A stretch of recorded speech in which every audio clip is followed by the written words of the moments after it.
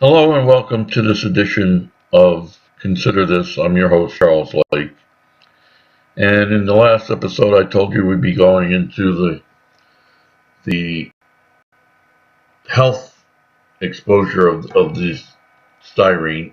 And we're going to take up the mucous membrane and the gastrointestinal, which are pretty much one and the same because, and you'll understand this as we go along. I also wanted to bring to your attention the fact that back in '87 they fed rats orally the toxic effects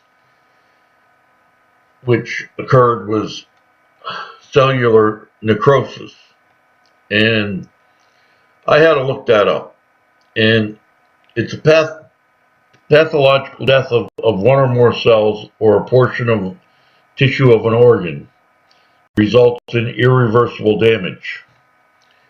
So this is what's happening to us as we eat it. And I understand that they fed the rats a lot more than what they're feeding us at one time. So we think. However, with all the different ways which I showed you, I believe it was in episode 4, that they're putting styrene into our food, or it's getting into our food, and the fact that it's getting into our food from the styrofoam food containers and the plastics, that we might be getting about the same doses. So this is very concerning, and it showed liver and kidney and stomach lesions in some rats, which that's necrosis, the lesions and whatnot. So they're thinking, and this is basically something that was done on animals. So we're going to go right over to the mucous membrane.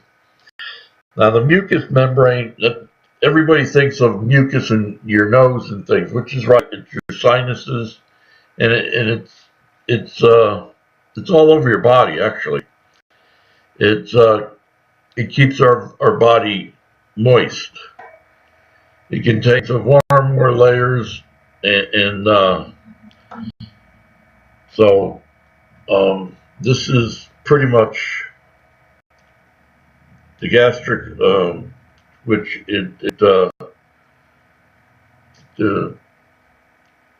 so and you can get this off of this here is from Wikipedia, and this one here is from where is this from? This one's from the from Britannia, Encyclopedia Britannia, and this here is the mucous membranes in your stomach. So, and as you can see, it goes from your mouth all the way to your butt and down through your body.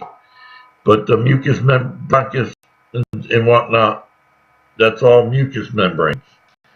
So I just wanted you to be aware that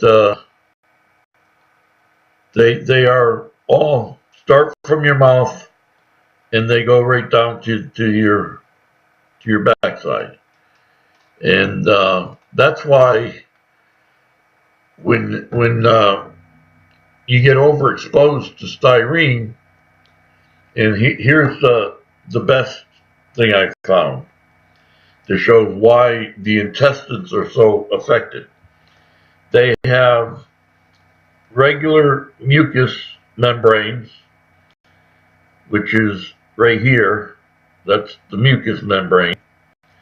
And then you have submucous membrane. So you have layers of mucous membranes in your intestines in your colon and things.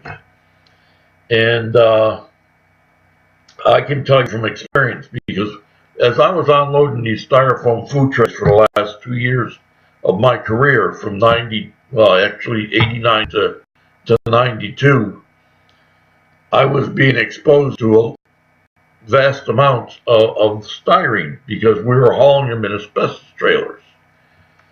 And the last 6 months I was hauling, I was having intestinal problems. And it took my doctor until I actually, April 6, 1992, when my body just said enough is enough. So, but this here shows just how much you get affected.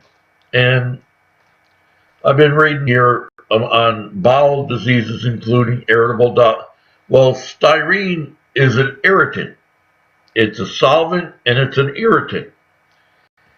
And it affects the way that our bowels move. So people that have irritable bowel disease or diverticulitis, which I now have, I didn't have it before, but I do now, or Crohn's disease, all these diseases, might want to think about what you're eating, because the more you eat this stuff, the more it affects your intestines and your mucous membranes. And I did bring this down because there's been a high amount of colon cancer, and it's mostly in our children. And if you remember, they say that our children eat differently than we do and whatnot, and therefore our children could be eating vast amounts of styrene because of the FDA is letting different companies, the food industry, put all the styrene into the foods without putting it on the label. And then we've got the styrofoam food containers, which leach a lot more into our food, because you can actually see the amounts going into the food. Because if you pour yourself a hot cup of coffee in a styrofoam cup, you can actually see the oil slick on the top of the coffee. So therefore, you can actually visually with your eye see the styrene in your coffee. And if you get a clamshell with any greasy food, a food container, clamshell food container, and you get it home and you open it up and you go, and I used to get these all the time. I'd have a clamshell with French fries in it, and they'd pour cheese on it. And I'd get it back to my truck, and I'd open it up, and the styrofoam was all gone around where the cheeses and the greasy French fries were.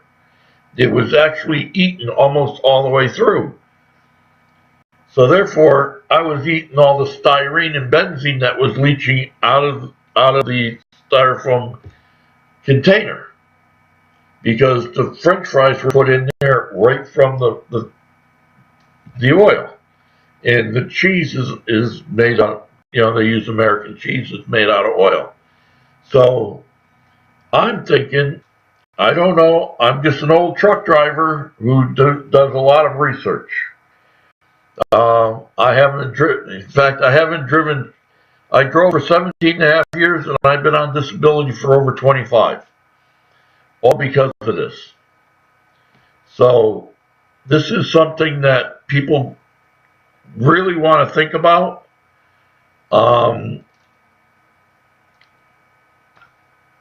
This is the first episode of the healthcare situation that would be affected by styrene, and we have many more to come. So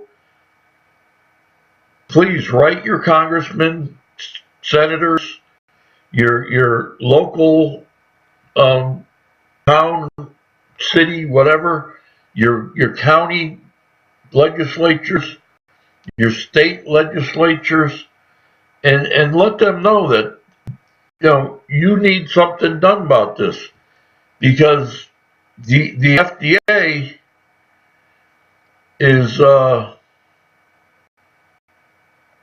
asleep at the wheel, and we've seen that. Where is it? We've seen that all throughout this show, and I've got a lot more for you. So please write your politicians. I know it's a long shot, but that's the only way. They want to take our health care away from us, and here they're creating more problems than what it's worth. So we'll catch you on our next show, and you have a good day.